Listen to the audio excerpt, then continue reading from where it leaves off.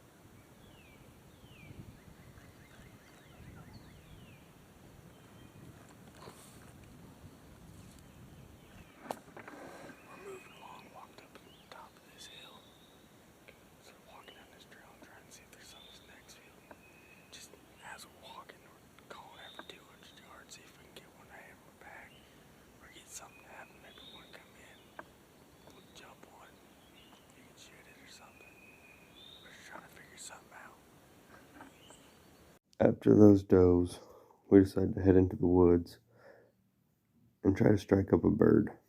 We tried many tactics. Tried calling and scratching to just being quiet and listening, hitting locator calls. Nothing seemed to help with the gobbling.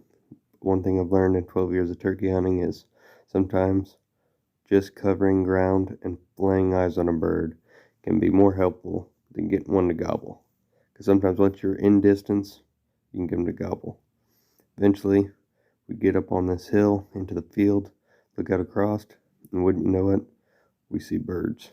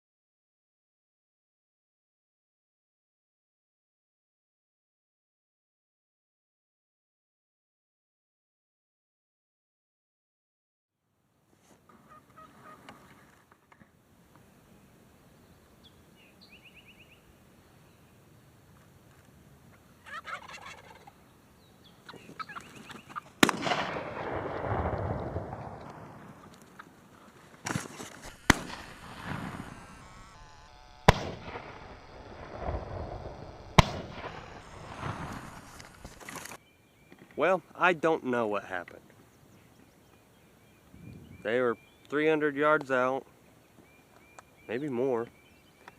I went up here with the old tail fan and crawled up here, hit them with a call, and I don't know how many there were.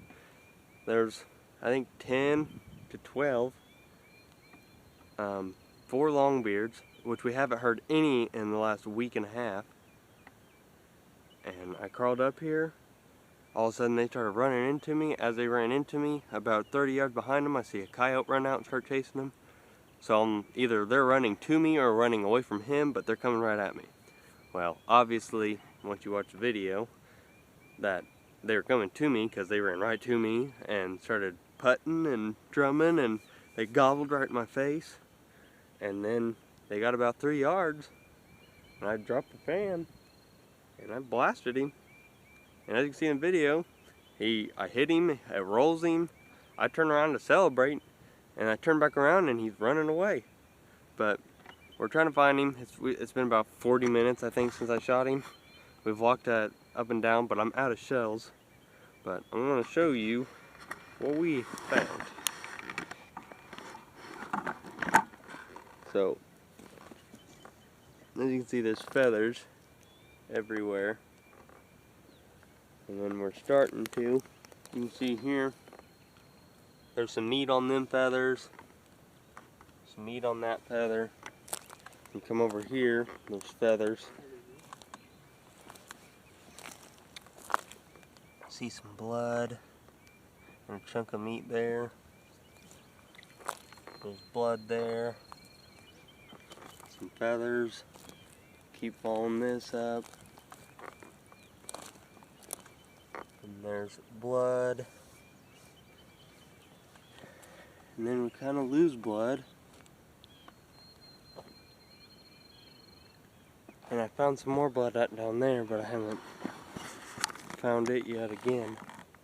And then I chased him down there and he jumped into that ravine. Haven't found him yet, but I'm gonna leave these markers here so I can find blood again. I'm gonna go back and get my backpack. And I'm gonna walk back to the car and get more shells. Come out and try to find more blood and see if I can track him. But the sucky part is I'd rather missed, because he's going to die, and that's what sucks. He was close enough that spread was the size of a slug. And what I think he did is I think he turned like this and came up his shoulder and clipped the head, but didn't go in, because as he was running I could see blood running down his head. So old Super Turkey's still alive right now. But I'm gonna go get more shells, come back, try to track blood and get into that bottom and try to follow it out.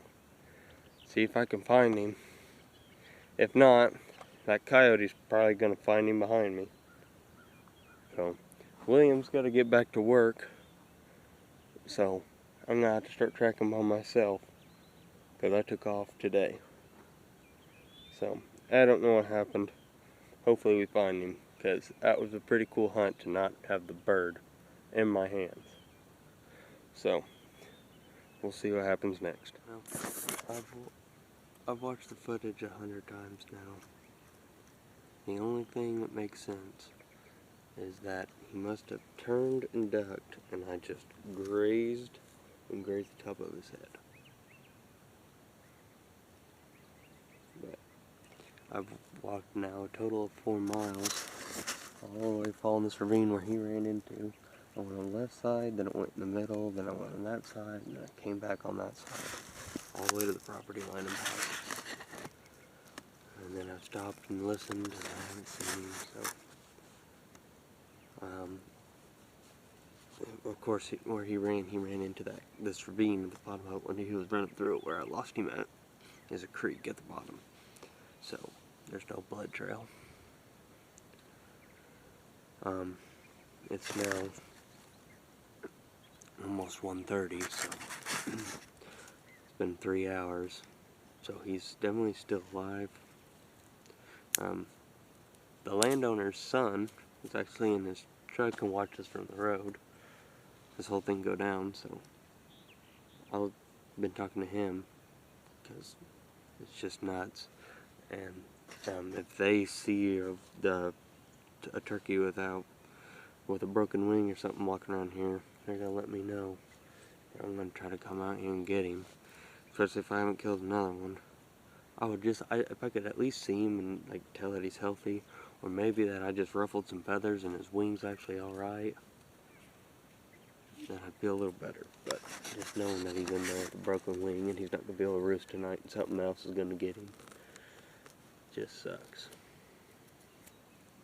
Because this is day one. I'm already planning on going with a few people, whether I kill one or not. The rest of the season, I just love turkey season. I just want to go. So I'm not upset because I didn't kill one, because I'm honestly not upset because I didn't kill one, because that means I get to go again. But I'm upset that I shot one and he's not dead, and he's got about a 90% chance of survival. So I'm going to walk out. I'm going to walk these field edges and see if I can see him come out. I'm going to drive around, see if I can see him on the property next door. And if I can see him on the property next door, I'm going to go knock on doors and ask if I can go out there and try to finish him off. But the chunks of meat and everything I found in blood, I wouldn't have thought he made it 30 yards, let alone. It's 2 miles to the property line. Well, it's a mile and a half. And I've walked there and back a couple of times. And I haven't seen him. Haven't spooked him. Nothing. Now, my brother, he went to that property line and he saw the rest of those tonks, because he ran straight there. He saw the rest of the group running down that grass, so they're already out there. So what I'm starting to think now is that he's not as bad as I thought he was, and he must have made it with them. I guess that's my hope. But, so we'll see. Gonna try to get back on him, but I'm gonna try to keep on looking, and then eventually I'm just gonna have to back out, because he's still alive, and as much as that sucks, I'm not gonna get close to him if I just keep pressuring right here. I guess it's like shooting a deer in the shoulder. I haven't done that either, and I hope I don't have to. But I would have thought at that close range that bullet, those shells, shot would have been so close that it would have about been a slug. And I would have thought anyways that it would go right through him, or at least through enough feathers to hit vital. But either he's dead and I just can't find him and he's tucked up under something,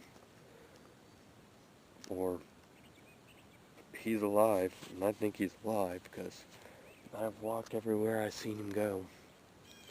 And I lost blood, so it's hard to track something when you have no blood and have no idea where they went. Because for all I know, he went down here, and there's a trail that comes up and goes that way. And I walked that, but, I mean, I just don't get it because I didn't hear him running. Neither did William. We ran down here, we both stopped to try to hear him, and didn't even hear him run. And we knew he wasn't flying, so I don't know where he went. If I knew where he went, I'd have a better idea of where to keep looking. But when he has all this real estate out here to go, I have no clue. And I ran out of bullets, so I had to go back to the truck. So I had another 30 minutes of where he could have went. Because William was about to be late for work, so he couldn't stay any longer. He didn't have enough time to run to the car and bring me shells back while I kept looking anyways. So, not an ideal situation, but hopefully we'll come back from that. Well, it's Friday. I'm out here after work, and we're gonna come out here and try to kill a bird. Never did find that one bird that I shot and rolled. He got up and ran away. I'm going back to that property tomorrow morning, but I gave them some time, just in case he is alive, that hopefully they can cool down, and then we can get back on them. Something's walking over here. But yeah, I'm gonna go get set up and hopefully we get one tonight. Alright, well, we're out here, we're set up. We got a couple decoys out there for the moment. Mostly because William's on its way. And I want to have something to mark where I'm at, so he knows. And he's gonna come out here and be my cameraman. So different field than we've hunted yet. We haven't hunted this one yet. We've seen a lot of birds on my way over here. The first intro where I said I heard walking, there was actually walking. It ended up being two hens. I was in the middle of the field. I tried to crouch down. Two hens came out. One of them ran and flew across the creek onto the field where William shot his. Then the other one ran up and turned and went in the woods. It didn't run across, but they were both hens, which sucks to spook them, but it might help because if those two hens ran across the creek, we haven't seen any toms over there across the creek. It's only been those group of jakes and the small toms. Over here, there's two big gobblers that roost behind me and come into this field to go to both of these. And we're hoping that they come out, and with by possibly scaring those hens across the creek, they'll have no competition, and it might work out well for our decoys. So that's the hope. Hopefully it works out, and I'll let you guys know if anything changes. But for right now, we're getting set up. William's going to get here soon, and then hopefully we get one of the decoys, or it might come in behind us, and I might have to swing around and shoot it. But that's the plan, so wish me luck.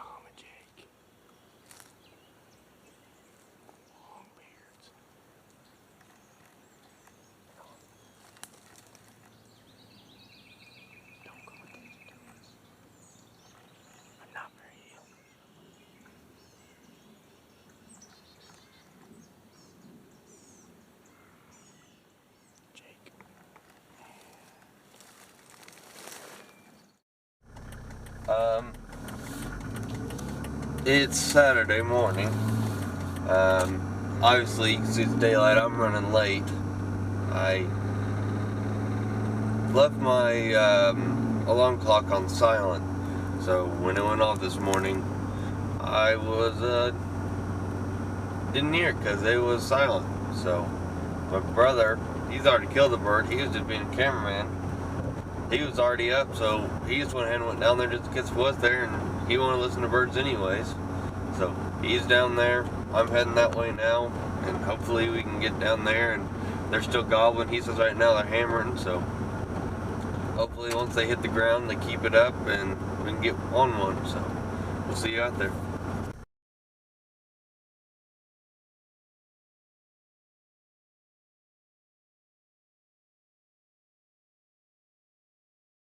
Let's get on, boys. We're out here in the morning, trying to get on some birds. I heard some this morning. Hammering pretty hard over here on this side of this property, and old Jace is back here. So we're gonna hopefully get on one and bust him down. And the old rig out here.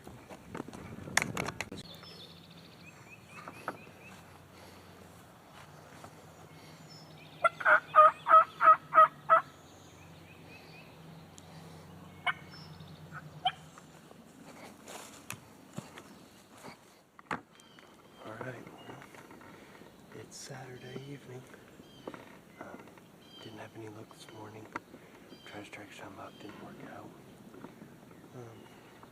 If you can see behind me, you see the crankbait on the other side. That's where we started yesterday.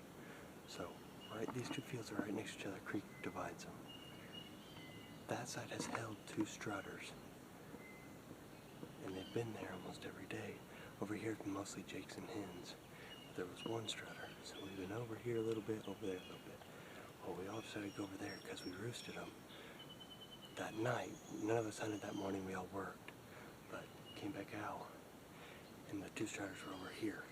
So they're always, whatever side we go to, they're on the other. So tonight, my dad's going that side, I'm going this side.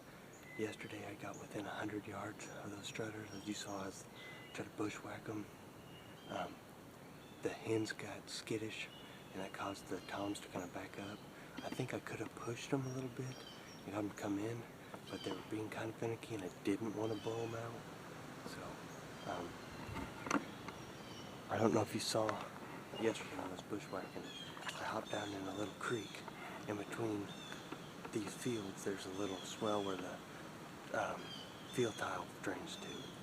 So, I can get in here from the creek, and I can walk this in, and they can't see me if they're in this field or this field, because it's about 8-10 foot tall on each side. So I can stay under here, and then I can pop up where I want to set up. And once I pop up there, I can get set up. If there's anything out there, I can just sit.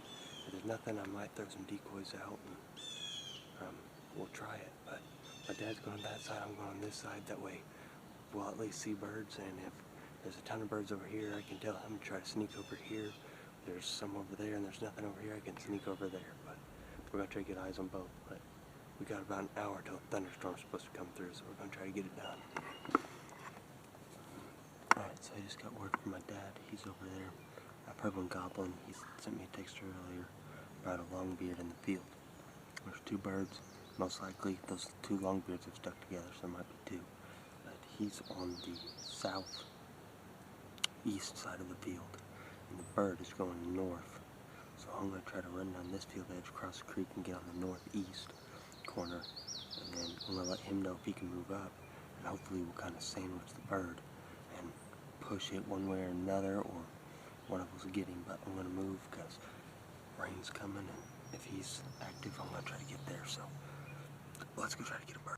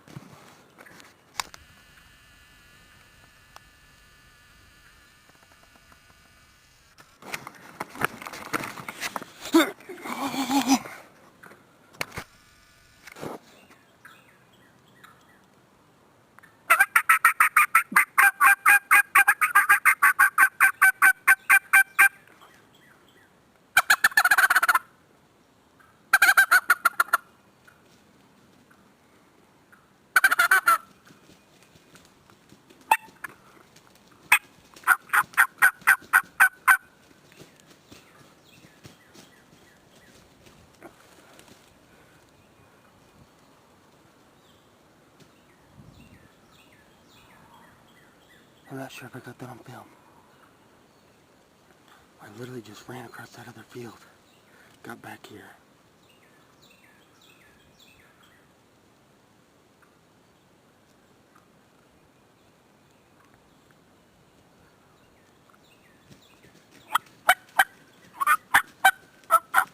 Don't move, I killed one. I'm trying to get him to go to you.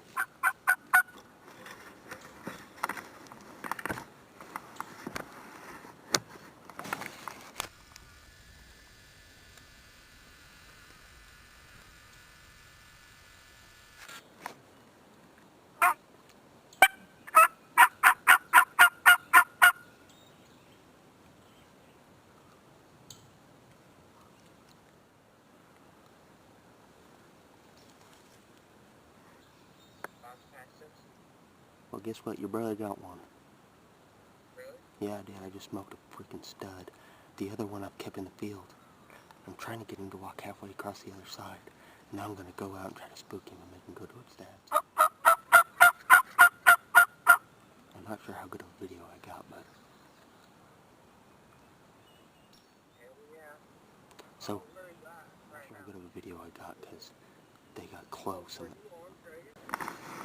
I don't know if this is going to work, but that bird just went in my field. I'm going to try to run around and run out and push him and see if I can get him to go to my dad. It might not work, it might, but I'm going to give it a shot.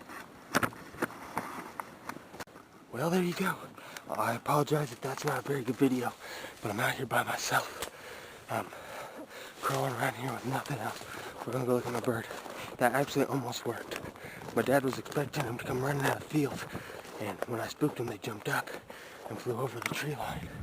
And that longbeard almost flew into my dad, but he wasn't ready for him to come flying in. So, he wasn't ready for that, but the old JTS got her done. Solid bird. Solid bird. Got a real good beard on him. Got some good hooks.